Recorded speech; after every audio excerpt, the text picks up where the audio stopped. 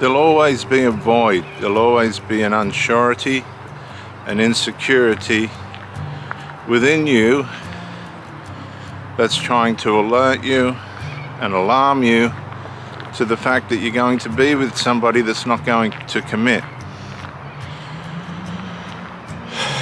Now, what I mean by commit is the narcissist, if that's how you want to call it. That's someone that uses you for services, supply, and safety, or someone that will love bomb you, begin to devalue you over the course of a period of time, and then discard you or cause you to discard them, which is called a reverse discard. The narcissist will appear to be okay on the surface and do all the right things at the start to establish a baseline on which your perception of them will hold. They build a baseline of how you perceive them in the positive. Once this baseline's established, and if you're aware and you're not blinded by love, at the start of things, which normally we do, we want to run around and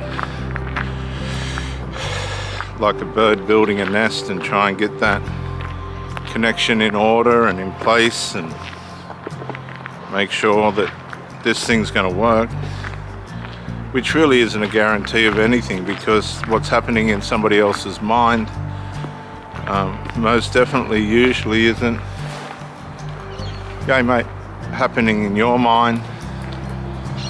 So this blindsides you from the start. The baseline setting of the person that you're with, and you're not the first rodeo in this pig event. Once the baseline's set, then you'll watch this person, or this could be yourself, become comfortable. And as the comfortableness creeps in, and that's what it does, it micro-incrementally,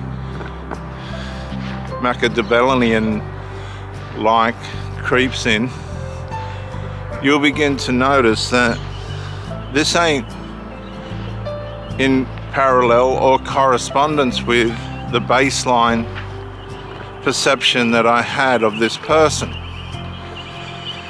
And what we can tend to do is start to question ourselves. So a reaction to that questioning of ourselves will be, I'll need to put in a little bit more effort. But now your commitment to the relationship is being fueled from doubt, fear, and insecurity, which always begin a breakdown within inside ourselves, because they're not healthy attributes. Now, people can go on like this in relationships for 1, 5, 10, 20, 30, 35 years, a lifetime, and not realize that they were with somebody that was unable to fully show them the respect and reciprocation that they need from that person. That's how narcissism works, because the person that you're with, for one reason or another, dead or alive, have not separated and individuated properly from their parent, usually from the mother. And I've seen this, it's catastrophic how it works, because the mother, as hard as she might try, and should she have to try, cannot break the influence, and really she should not have to if she got it right, the influence of her maternal bond with the adult children, and the adult children with them. They'll never navigate it in a way in which the individuation and separation, the dependency on each other, mother to child, child to mother,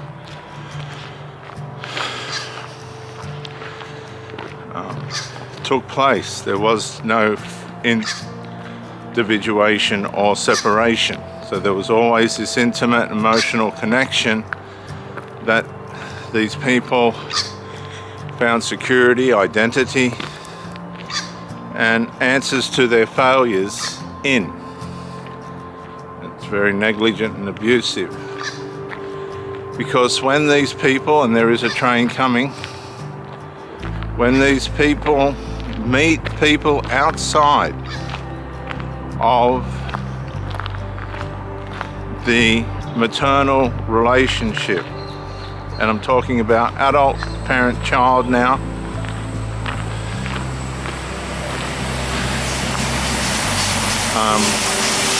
they are unable to completely attach or commit or play a proper role in a relationship in a full, healthy way because of the dependency and attachment within what's known as the covert emotional incest.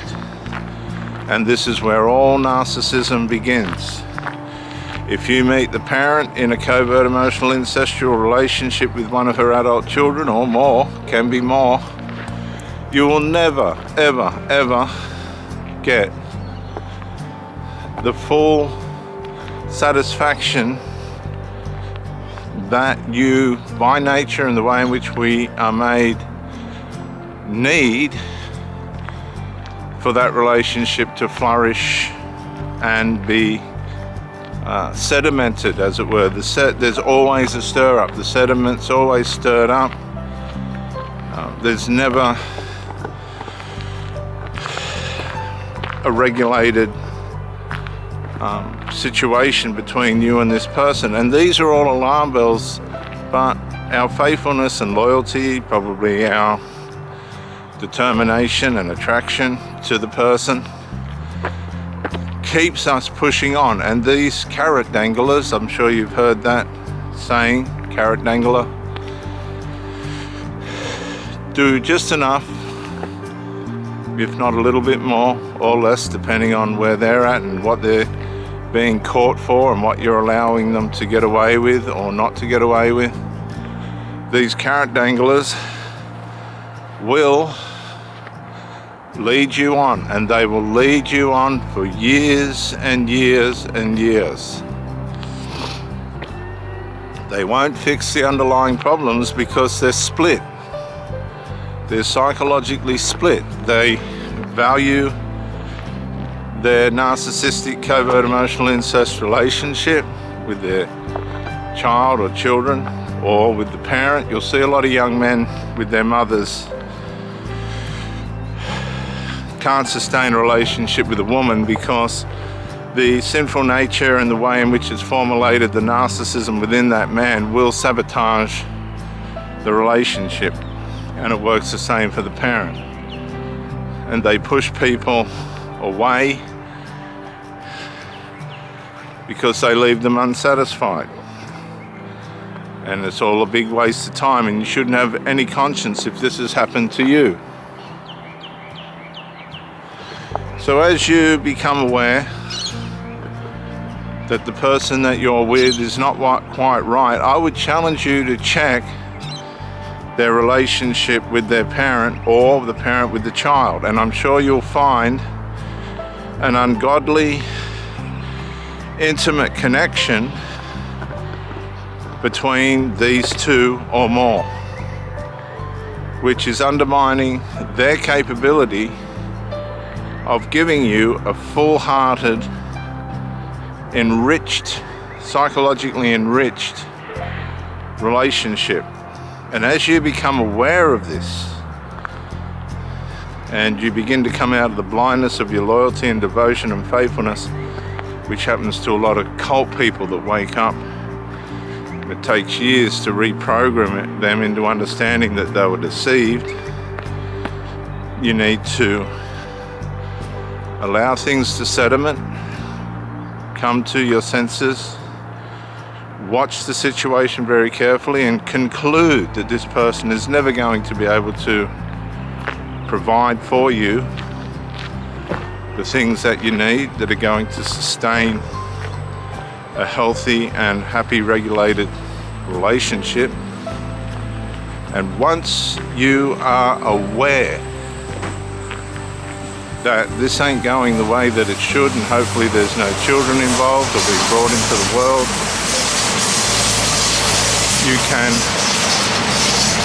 with all the wisdom in the world and diplomatic skills that you can muster, step back from the relationship, detach from that person, tell them the situation. They're probably not going to listen. Break up, go your way, let them go their way, leave them alone, and never ever ever go back.